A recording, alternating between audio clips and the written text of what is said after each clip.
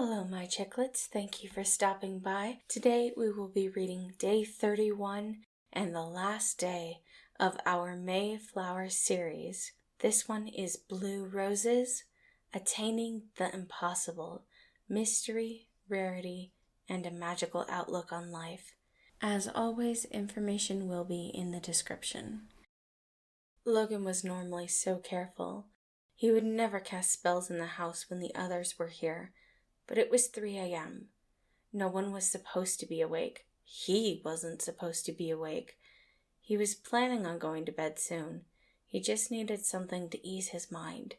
A cup of hot water with chamomile. For that, he needed to boil water. But Logan didn't want to wake anyone up. The microwave was so loud, and Janice often got so lost in a book that he would forget he was making tea. Thus, their tea kettle was the kind that would practically scream once the water was boiling. No, neither of those options would do. There was a third option. He could cast a spell, a simple one at that, and he could have his water prepared immediately. It would be so easy, and it would help him get to bed sooner. Working with only 4 hours of sleep in the past 2 days, Logan thought it was a brilliant and foolproof plan. He should have known better. As he was warming up the cup, his spell fading out, he felt a presence in the room. His brain was too focused on the warmth of the liquid he now had in his hands. He didn't realize the danger. His eyes lifted lazily up at the figure in the doorway, trying to focus past the steam.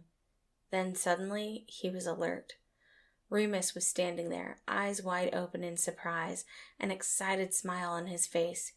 He might not be able to process the full situation, but in his head, Logan knew 2 things instantly. Remus had seen, and he needed to lie through his teeth. He did his best to hide any fear from his face as he took a soft sip of his tea. "Remus, why are you still up?" he asked quietly. No. "What?" No, you did something. You aren't getting away with being calm and collected. Logan was trying. "I'm not sure what you mean." Don't give me that. His voice was beginning to raise a bit, but he took in a deep breath. You have hot water, but you didn't use the microwave or the kettle. I would have heard it. So how did you do it? "Remus, don't lie to me." He stalked towards him, a wide smile on his face. How did you do it? Logan was about to make up another excuse, but Remus was in front of him now, pinning him against the counter and looking up at him with piercing eyes, the same eyes who could see through all of Janice's lies. Logan swallowed hard. I don't think you will actually believe me." His voice was quiet, and his hands shook against the cup. "Can you please forget this, Remus? Please?" No, absolutely not. Do you have magic? Is magic real? Remus's eyes sparkled as if he was excited about the possibility of a world he thought to be fantasy. Of course I respect you, Logan, but if you're hiding a secret this big, it's not good for you, and you know I won't judge, and I'm like the king of weird things, so I won't forget it just because you think I won't believe you. Remus was right. It was hard to constantly hide his powers. It stressed him out to find ways to be open and honest with his friends and roommates without also giving away something that might lose their trust. Remus didn't look like he would betray Logan. If anyone would be okay with the whole world of magic, it would be the literal incarnate of chaos. Still, it scared Logan. How could he toss aside every rule of safety he had ever come up with, especially since they had been set up because of experience? How could he trust that Remus wouldn't betray him? This was one person Logan didn't want to be on the wrong side of. His breath caught in his chest. The cup felt heavier as his fingers pressed harder into the ceramic sides. Was he sweating? Was that why the cup suddenly felt so slick? Remus was too close. What if he just told the truth? And if Remus turned on him, he would run. Again. No, he didn't want to have to do that. No, magic isn't real. He was a horrid liar. He could tell Remus didn't believe him, but hopefully he would just drop it. The chaotic man walked around him a bit, though there wasn't much room to do so. If you say so. That was not the voice of someone who was convinced. Maybe Remus would be merciful enough to not continue the conversation. Logan hoped, but his brain knew better.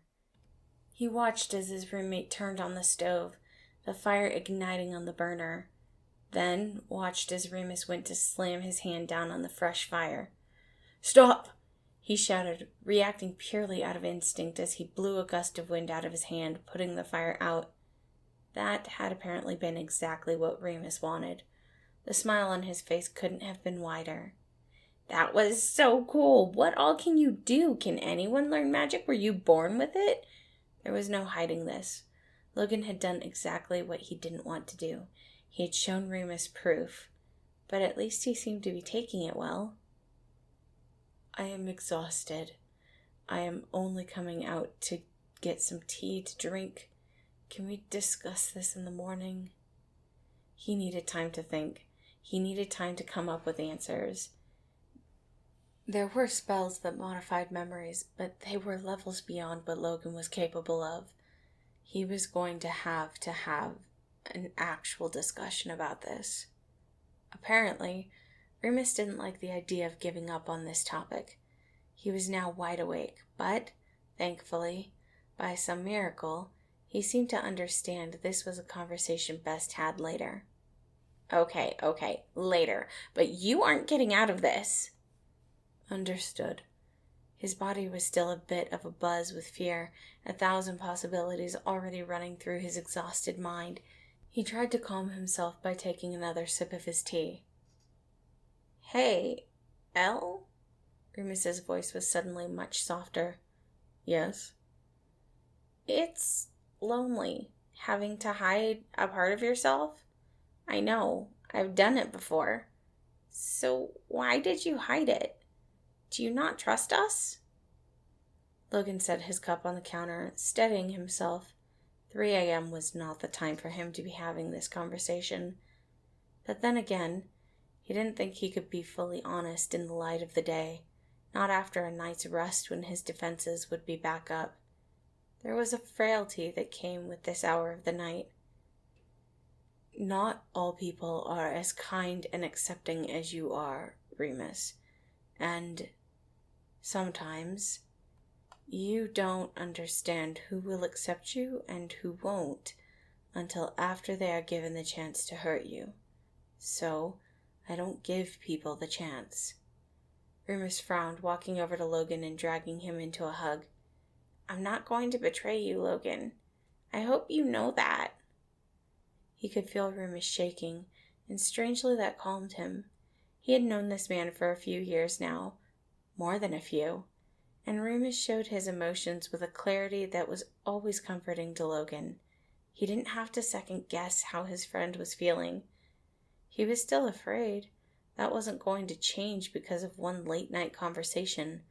But Remus wasn't mad or scared. At least, not scared of the magic. "Please trust that you are the coolest person I know. I would never hurt you intentionally. I want you to believe that." Logan let his shoulders slump, his arm circling around Remus's shoulders to pull him closer. "I will try to remember that. You will have to be patient with me. Some wounds don't heal as easily as others."